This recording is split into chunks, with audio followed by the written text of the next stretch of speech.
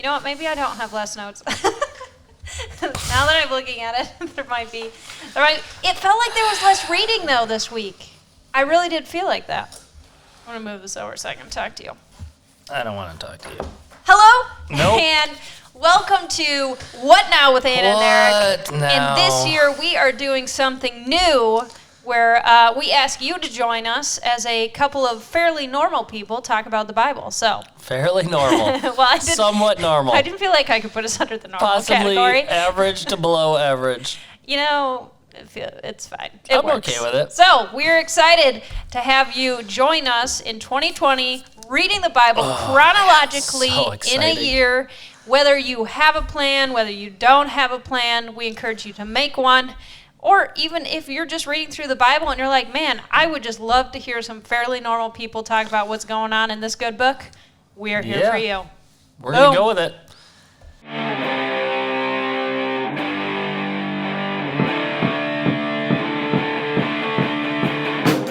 Spiritual growth is a puzzle, and I'm a little bit muddled. What does discipleship even mean? What now? What now?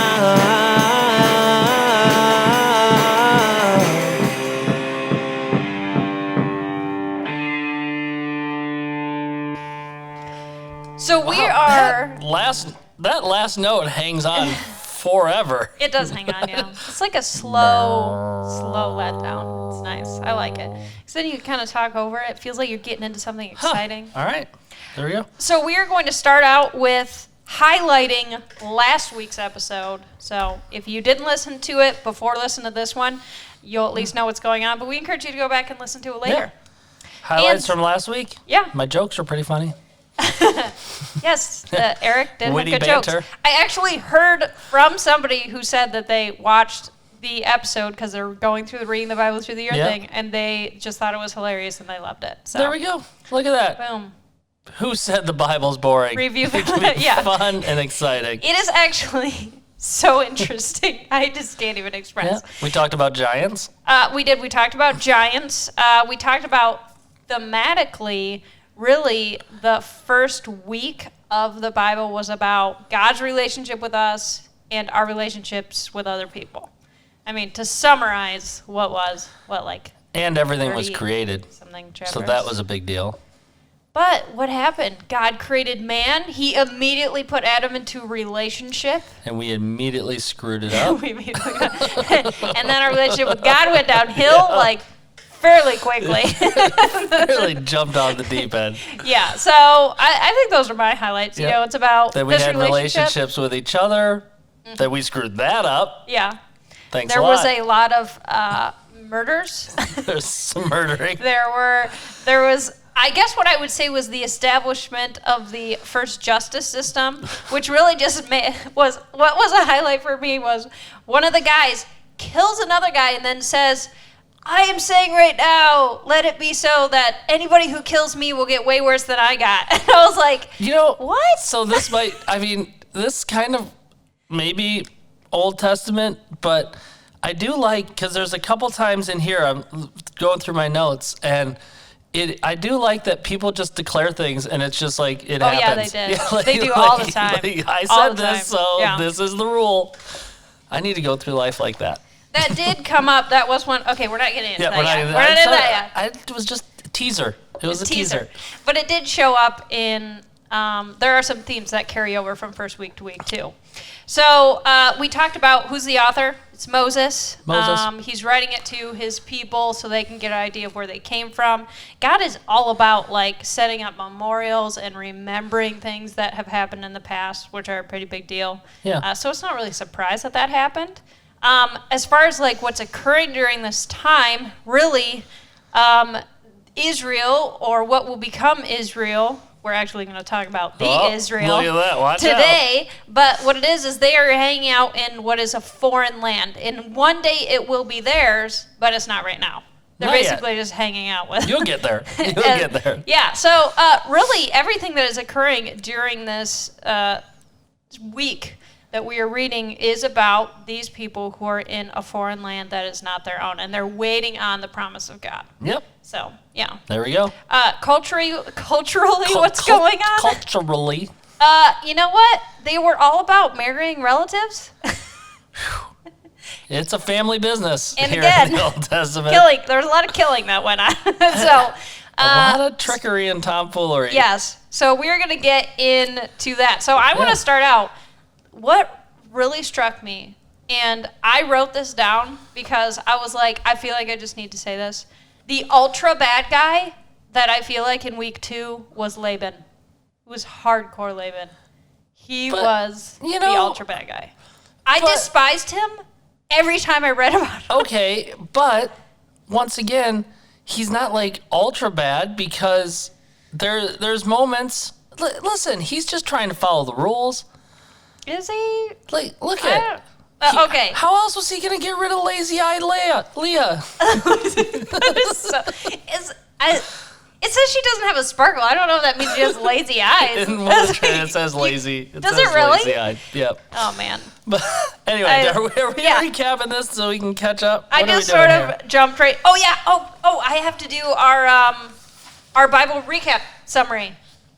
Yeah. Okay. I love it because I tried to do it kind of in your form. So let's see how I'm very close excited. we are. I'm All gonna right, look at week it. 2. Yep. This is Genesis 25 through Genesis 39 with some Chronicles thrown in Which there. is just really the Chronicles. It's It's just yeah, chipping the. it's You'll be thankful that you get through them now. Yes, so you don't have I to do go through think them that's again. nice. Like you just get little paragraphs. Yeah. Okay, so here it is. Starting with Genesis 25. Yep. Abraham dies. More brothers fighting. Lineage. Bad life choices. Generational. Too little space. Theft of a blessing. Dedication to God. Sister wives. Birthing competitions. In-laws. The chase. Bribery and wrestling. Brothers reconcile. Big brothers mean business. Names and deaths. Lineage. Lineage again. Favoritism strikes again. Tamar and righteousness. And then we close off with Genesis 39, which is... What, did I not even write that one down? We finish off with Genesis 39, which... Oh, wait, it's on my other side of my notes. Give me a second. Stealing clothing, naked guy running around. Oh, yeah, it was Potiphar. Sucks to be Joseph. Yeah. That is my summary of chapter 39. So it doesn't, though. Because Joseph's in slavery. He gets bought by Potiphar. That's true. And then... Which really was a luck out moment. But then he makes a rise to the head of the household. Then the dude stands by and does not do anything with the wife. The wife steals his clothes. He's running around nude, gets thrown in prison, and then he's the head of the prison. Like, what prisoner gets put in charge of all the prison operations? Okay, so there are some great tidbits that come from that. All right. But, so, yeah, you okay. Yeah, you go a little bit quicker. Yeah, you got the gist of it. Yeah, no, it was good. So I wrote some things down. I would say one of my wow verses was actually had to do with Joseph, since we're on that topic. It is interesting, and I thought this was a really good parallel to like what happens to us.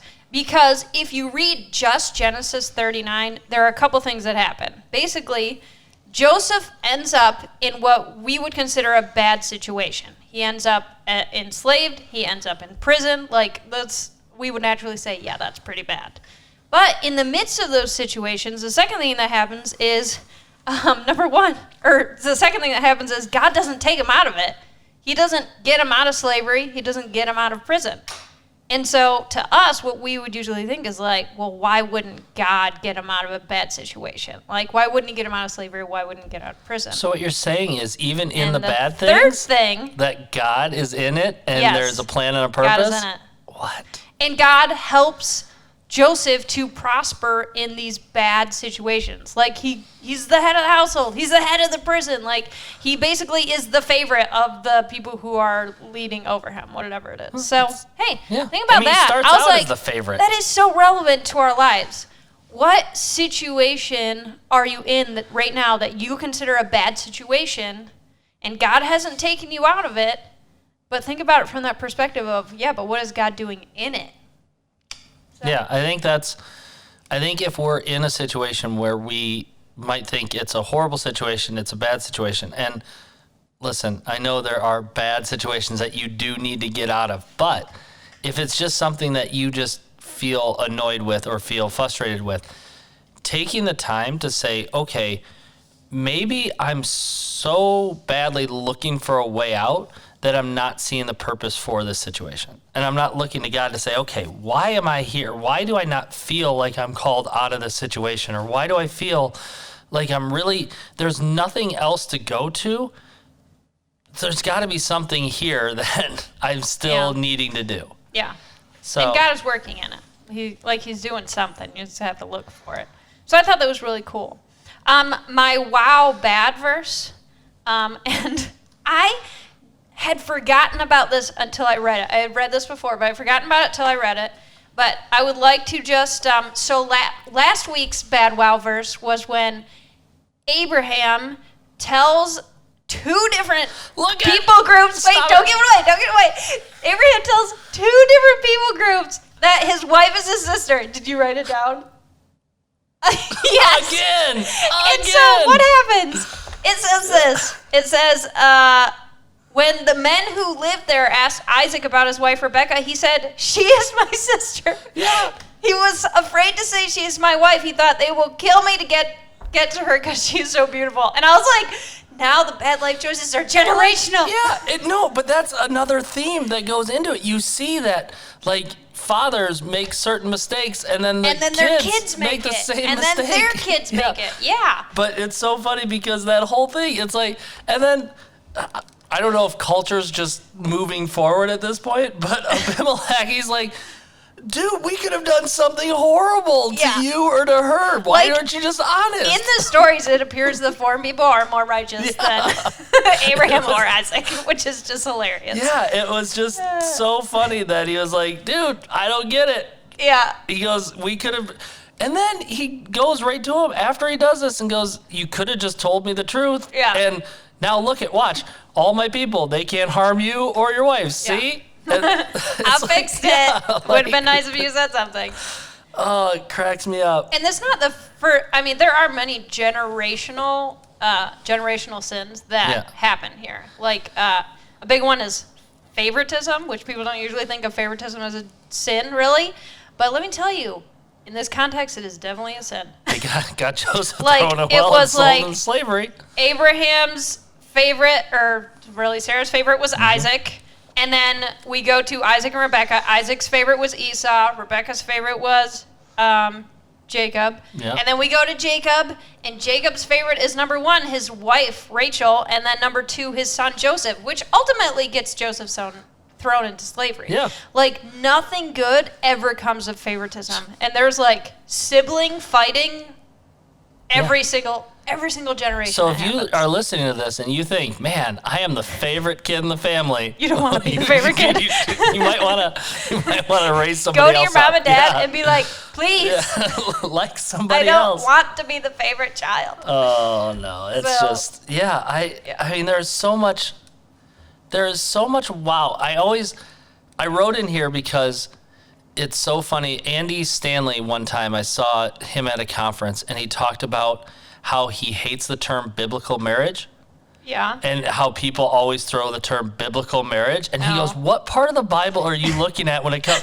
Because there is crazy. I'm just looking at, like, Esau marries a Canaanite just to show his father, like, listen. I thought that was so sad. He's like, I'm going to go do it. But it says in that verse, in addition to his other wives. Listen, you're okay with all my other wives, so I'm going to show you. I'm going to get one you don't approve of. But, it's just... I put that verse down, too. There's so many. I just thought it was sad, though. Like, it starts out, it was now very clear to Esau that his father did not like the local Canaanite women. So Esau visited, blah, blah, blah, married one of them, and then it kind of starts listing his sons. But I was like, he was so looking for his dad's approval that he went out, like, he was like, oh, well, Jacob did it, my dad really liked it, I guess I should go do it. And I was like, doesn't that say something about his relationship with his dad? Well, that was the whole thing. Yeah, like, he's like, man, Jacob got this blessing and that blessing, and then he was told not to do this. You know what I'm going to go do? I'm going to go do that. I'm going to go do that thing. I'm going to show you. But I mean, it's just over and over again. I mean, the whole Rachel Leah thing, I mean, this is just messed up. Like, it was. Oh, you can have kids? I can't have kids. Here's my servant. Oh, yeah? I'm not having kids anymore? Here's my servant. But that's like, the birthing competition. Yeah. Like, who can have more sons? And then so my touching moment. Touching like moment. The moment there we go. when when I say touching, this one just made me really sad. There wasn't like a, yay, that's so nice. And it was the moment where it was really what I would call the birthing competition, because it says Leah, who's the other wife, starts having kids, and like names are a big thing too. Yeah. The big thing that keep coming out. And so it says she named him Reuben, for she said, "The Lord has noticed my misery, and now my husband will love me." Then she becomes pregnant again, names him Simeon. "The Lord heard that I was unloved and has given me another son." And then she had another son, and she said, "Surely this time my husband will feel affection for me, since I have given him 3 sons." And then it goes to the next chapter, and it's 5 children later, she has another kid, and she's like, "Oh yeah, now for sure my husband will care about me," and he just never does. Yeah. And I was like, this is just so sad. But it's that seeking of approval. It's like, it's not once did she, I mean, it was constantly, this is what I want. This is what I want. I want approval from this person. I want to be accepted by this person. I'm going to fill myself with this stuff instead of, man, what is God saying to me in this moment? Where is God in this? And should I maybe seek his approval? Maybe I should figure out what he wants. Maybe I should fill myself with something else other than children in this case. No, it's true. There actually is this moment, which goes right along with what you're saying about what she's looking at, because there's this verse, it's Genesis 30, and it's 17 and 18. It says, "And God answered Leah's prayers. She became pregnant again and gave birth to a 5th son for Jacob." So basically, God heard her prayers and gave her a child. That's what God was doing. He gave her a child because she was praying. But she says this. She names him Issachar and says, "For God has rewarded me for giving my servant to my husband as a wife." And I was like, that's not what God was doing. Yeah, it clearly says he answered his prayers, not like, good job. Yeah. You gave your husband somebody else. But it was just, it's... Her focus was totally different. I don't know. It goes so many weird directions in that whole thing. But then you get into saying, oh, Laban's such a villain. Oh, such a villain. I despised him. Yeah, okay, but then look what Jacob did to him to try to get out of there. Like, okay, turnaround's fair play. Like, where he ran away in the night? I thought that was, legitimate. I was like, yeah, no, I could see why he would do that. You mean after, turning all the livestock, making sure he handpicked the different livestock, and then he ran away, and then Laban... But God does, because I thought that too, because I was like, oh, well, he's stealing his sheep, right? Oh, yeah, because Jacob has such a great track record of yeah, good he's behavior, not great. He's not great in the beginning. But I did read that, and I was like, oh, it looks like Jacob is stealing a sheep, so it's both. What does his name mean? He deceives. Yes. Wow, look at that. But then it goes to the verse after that, and it does say God spoke to him in a dream and was like, I am changing these sheep. So I think that it's hard for me to interpret, because it seems like Jacob's doing it, but really God says he's doing it. But I guess my point in the whole thing is it's kind of, it goes both ways. And I think that's why they sit there and they take an oath with each other, because they're like, all right, I get it. You're going to scam me. I'm going to scam you. We're both horrible people, and we need this covenant to make sure we don't do that. I did put in my ultra bad guy, I put Laban, and then in parentheses, or Jacob. Yeah, I mean, that's the whole thing. Yeah. But I did despise Laban more. Yeah. Because even when he was even when his daughters talked about him, they were like, we were supposed to have this inheritance, and our dad took it away from us, so we don't really care. We want to leave too. And I was like, wow, they really did not like their dad. But he even cheated his kids. Once again, I look at it from both sides. Okay, if they're sitting there and they're like, hey, where's our inheritance? They're like, your husband stole everything and took off. Like, your inheritance, it's up the hill with your husband. Like, go follow him. I got nothing. So the point being, you guys, everyone is flawed. Yeah, I think Eric and I are on different sides of who's the ultra bad guy, but really they're all bad guys. And they're all good guys too, because God loves them. yeah, I so mean, God continues to work through it. yeah, which is very impressive, honestly, that But God hangs on to us. And you look at that, and so you say, okay, how they're portraying things, the Jacob and Esau, Jacob, with the help of his mom, kind of swindles the inheritance and kind of swindles the birthright. Yeah, he does. So, but you look at how Esau lashes out, and in that situation, he's going to be the bad guy. Like, I'm going to kill Jacob. I'm going to kill him. If he's around him, I'm going to kill him. He flees. But then when Jacob comes back, Esau is not the bad guy. He's like, why are you trying to bribe me? Why are you trying to, do all this? Let's just hang out. And Jacob's like, I'll see you there. Oh, nope, going to, even there. It's just like that role reversal of, okay, that could be perceived as somebody who could be resentful and holding on to this revenge and anger. And he's really like, no, I'm good. I was here. I was doing my thing. Yeah. And I did write down, because it says he's traveling with 400 people in his army, which makes it sound like, oh yeah, he's going to go take out Jacob. But also the sort of blessing his dad gave him, didn't sound very much like a blessing, was that he would always live by the sword. So I was like, it actually makes sense that he was traveling with a bunch of guys with swords. Yeah. Because he probably was fighting people off all That's the time. how he rolls. Yeah. So, I don't know. That was, and I think to some extent you can't know everything. You just kind of have to get some assumptions from the story. But for me, I felt like this week was just, there were so many sad things. It was just, I guess I just look at it from like the human perspective. But like with this marriage thing with Jacob and how like heartbroken his wife was. And then with Esau and how heartbroken he was when he was like, Dad, just can you give me any blessing? Like I'll take anything. He stole it from me. And it says he's like weeping. And then Joseph gets sold into slavery, and his dad just like breaks down and starts crying, and it says they can't even console him. They try to console him. It doesn't happen. And so it was just like there was this depth of human emotion, I think, that came out this week that I felt like I didn't see as much in the previous weeks, maybe, but I just wasn't paying attention. But there were a lot of heart-wrenching verses in this one. Like, I'm just looking through my notes, and it's just, where was it? Oh, it was when, where was, I'm trying to find it. I'll find it eventually. Was this a humorous thing? Was this funny? I thought so. Let me see. All right, well, Eric's looking for that. Here it is. It's Genesis 29. It's when Jacob first meets Rachel.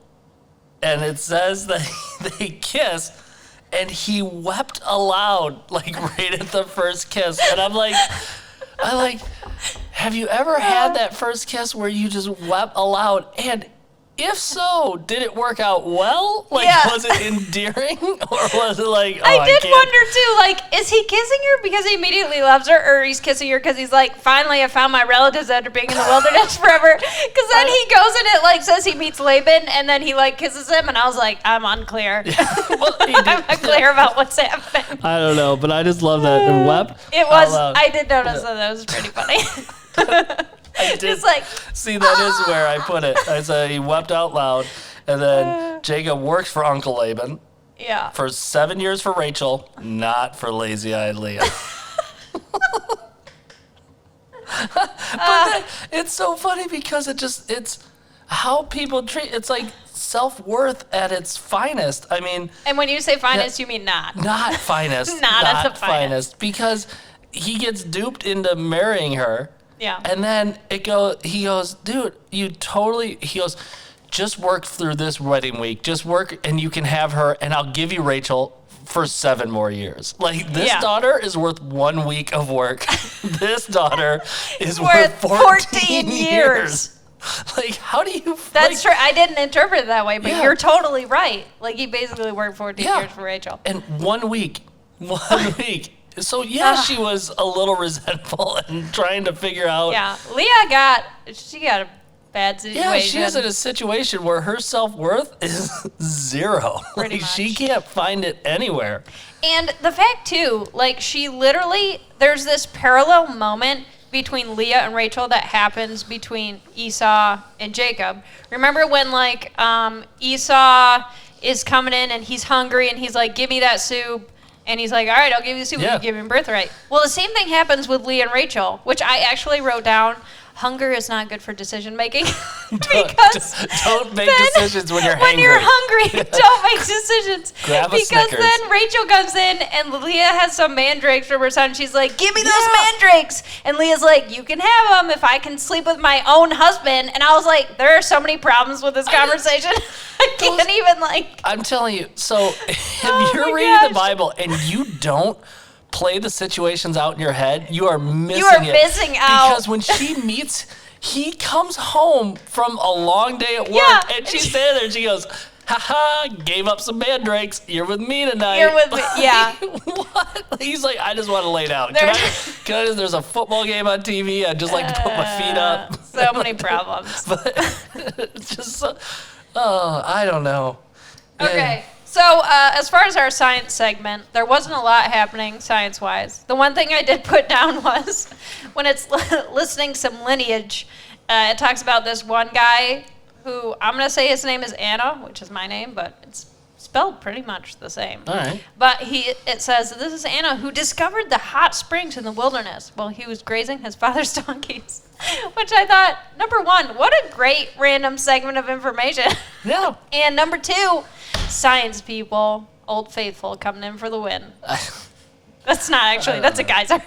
The hot springs though. I was like, so it's a lame science segment for this one. Like but my I tip did think that was funny. my tip for reading the Bible is when you get, I mean, if you love lineage and you just love like family tree, you do like the whole family tree thing and you want to know all that, awesome. This is totally you. Yeah. But if you're not, just make notes, just little notes of who the people are or a list or just something so you can have kind of an idea of who is related to who and who goes where, that kind of thing. Because I mean, even on, I think it was the 13th, it was Genesis 36, a lot of Chronicles. All I wrote in my notes was line of Esau. Like, listen, Line of Esau. I Yeah. get it. Like, that's the whole reading for the Yeah. day. But there is important stuff in there, and I can refer back to that when I need to. But Yeah. So tidbits for lineage, because I think this can help when you try to get through lineage. There are typically 3 things that I look for. The first thing that I look for and find interesting is when they say somebody's name and then add something to like say something they did. So every once in a while, donkeys like and hot springs. yeah, like the hot springs person, and then they added this is this person, but they did this, which they do several other times. Like they say, and it was this guy, he was the greatest hunter, and then there was this guy, and there's like tons of occupations that come up which came up in the first week. So I look for those. The second thing I look for is names that are mentioned that seem like they wouldn't have normally been mentioned, which usually is women in this case, because the way they track the lineage is through the male line. But there are times where every once in a while they say, and then this was so-and-so's wife, and then they had this sister, and then there was this woman, which there are, this happens in Jesus' lineage too, where there are specific women that are mentioned in his lineage. And so then that's very interesting to me, because then I ask the question, well, why? Because that's an exception to the rule. And there are sometimes too, even in these, the Chronicles that I was reading, where there is I think it's a wife or a sister that is mentioned, but it has no additional information. And so in my notes I put, why is this person mentioned? Because it doesn't give you much, but they're like an exception to the rule. So so the first thing I look for is additional facts. The second thing I look for is exceptions to the rule. And then the third thing really is who is this person, like remembering the name, because sometimes they come up later and sometimes like there's another connection there that you're not aware of. So like when it's talking about Esau's descendants, and I was reading it, and it has like the subtitles in my version, so I was like, I wrote down, why are they talking about this Sarah person like out of nowhere? Like I don't even understand what's happening. And then it's when I got down to like his granddaughter, I was like, oh, that's Esau's wife. Like I didn't connect that right away, but when I looked back, she also had a super weird name, so it was easier to figure out. Those things I love, because you'll get wrapped up in these super weird names, and then one of Rachel's servants' sons, Dan. Dan, yeah. Just Dan. Gosh, there was a really modern one, too. It was like Julie or something, and I was like, what? Yeah. Where did this name come even from? Benjamin, they had, like, this was his name, Benjamin. Like, okay, that's going to be, all right, Benjamin. Benjamin, it's nice. You know, you had some... Which, I guess for us, like, some of those names have been modernized, so it's not weird, but... Dan. I was very surprised. Dan. There was one. Maybe it was like Frida or something. And I was like, I had no idea this name was in the Bible. I'm totally shocked right now. Is. So look for those things. It helps you to get through lineage, which can be painful. So, yeah. All right. What else do we... You covered your science segment. There wasn't really much. There wasn't really much, unfortunately. No. Covered my wows, covered my touching moments. My last random verse that I kind of wrote down was this, what I'm going to call the concept of collateral blessing, which actually came up multiple times.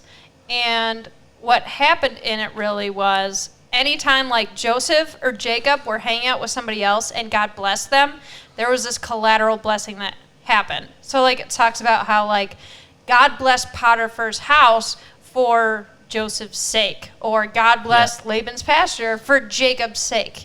And so there's this, and I just thought that was interesting, like this concept of collateral blessing where God blesses God's people and then the people around them become blessed just because they're kind of nearby. So I thought that was interesting. Because that's, I always try to look at, so if, I mean, it's a little bit tougher because maybe the week, we go by kind of the week of things, but for this, I just really looked at, and what stood out to me was, I think when reading this stuff, you can very easily get caught up in the, well, why am I following the Bible? This guy slept with this girl, and like you could very easily, but what I saw in it was the mistakes were being made, human error was happening, but God's plan was still in it. Yes. Like the end goal. Very much I mean, I even looked at, like, it says right around Genesis, I think it's 38, 39, right around there, but Judah takes off and leaves, and then he gets wrapped up in this whole thing where it says right in there that he meets a prostitute and he's like, hey, we're gonna sleep together. And it's literally. Like, and then they talk about the payment method, and I was like, wow. Yeah, I mean, by the way, it's a little bit late now. This podcast may not be for children. No, it might not be. There's something, but it's the Bible, so but there's the a weird Bible. gray area. So you might have to explain what's going on. Stick with the New Testament when it comes to, but it's like, and then it says, then it's really his daughter-in-law, and then she shows up, and she has the stuff that he gave her, and he's like, oh, yeah, totally didn't happen. No, we're good. Yeah, That is a weird segment. Yeah, but God works through it. Yeah, but that's the thing, is there's still mistakes, there's still things that are happening, but we push through it. We don't have to dwell on it, and we can come to the final outcome of what's going to happen. Yeah, and what's interesting about that story, too, is, number one, I'm pretty sure Tamar is one of the exceptions to the rules in Jesus' lineage. She was one, there was a couple of them. The line that goes to Jesus runs through Judah and Tamar, because then it goes like her eldest son. Yeah. So that's very interesting. And then the second thing is that throughout this, God is talking about righteousness. Like he's like, this was righteous, this wasn't righteous. Because you're righteous, I will bless you. And then Judah kind of recognizes, too, what is right and wrong, where when we're reading it, we're like, this is so screwed up. Like, I don't even understand what's happening, because there's some cultural stuff going on that's weird. But it was just very interesting to me, the significance of the story, that Tamar was considered righteous in what she did, and she ended up being in the line that ended up leading to Jesus. And that's... Because once again, you have to dig deeper than the surface of what's happening. Because if you look at it, very easily in this situation, and Judah in the position he was in, could have very easily done something very bad to cover it up or make it go away. But he didn't. He knew, like, man, I screwed up. This needs to we need to handle this the right way. We need to move forward with it. And there's a big lesson in that of we can continue our mistakes. And trust me, probably a descendant's going to make this. I guarantee we'll probably see another person. Yeah. Hey, it's my sister. It's my sister. Wait, no, it's not my sister. That should be our weekly segment. Whose wife was called a sister this week? Because we're 2 for 2. No, it's so sad. We're 2 for 2. Oh, good times. Okay, so let's end with next steps. Next step. If you don't have your Bible plan, get on it. It is not too late. No. If you are like, man, it's 2 weeks in, how am I ever going to catch up? We caught you up. Number one, we got you up. Number two, some options we talked about last week. You can audiobook, that helps. Number two, you can take some time away and binge read. Or if you don't have time to do either of those, what you can do is you can take those 2 weeks, write them out, and then just add 1 chapter to your daily reading. And then eventually, over time, you're going to be caught up, but you're not going to feel like, oh, man, I'm way behind. Yeah. So get your Bible reading plan. The How to Read the Bible class is next Sunday.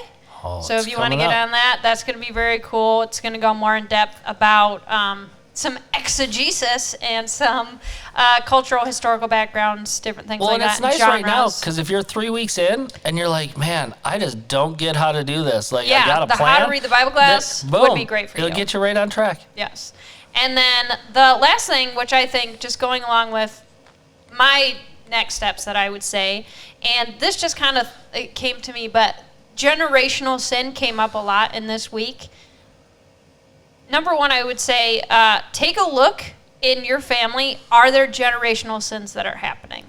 And then number two, don't get like freaked out by that and be like, oh crap, it's a generational sin. How am I going to get rid of it? Because cross of Christ comes between you and sin. Nothing can separate you from the love of God. But that is a good way to see sins in ourselves that we don't necessarily recognize, to be able to look through our family and say, oh, is there this generational sin that's happening? And maybe it's something weird like favoritism, which you wouldn't really consider a sin, but has some severe consequences. Yeah, so if you have multiple kids, take a look. Who's your favorite? Who's your favorite? Because they're in trouble. And if you find a favorite, they're in trouble. There's an issue. So start loving your kids equally. Don't give them rainbow coats. No. Don't. Yeah. Don't do that. Don't do that. No. So those are my anything. You got anything else that you want to add? You know what? You cover it. I'm along for the ride. I'm just excited to be here. So relationship with God, relationship with others, and maybe this step for you this week, do a plan, take a class, look at the generational sins. Love it. Love it. I'm going to be back next week. I'm going to be there next week. This is really fun. This is a good time. So thank you for listening to What Now with Anna and Eric, where fairly normal people talk about the Bible. Fairly normal. Fairly normal. I am Anna. I'm Eric. And we will see you next week. See ya.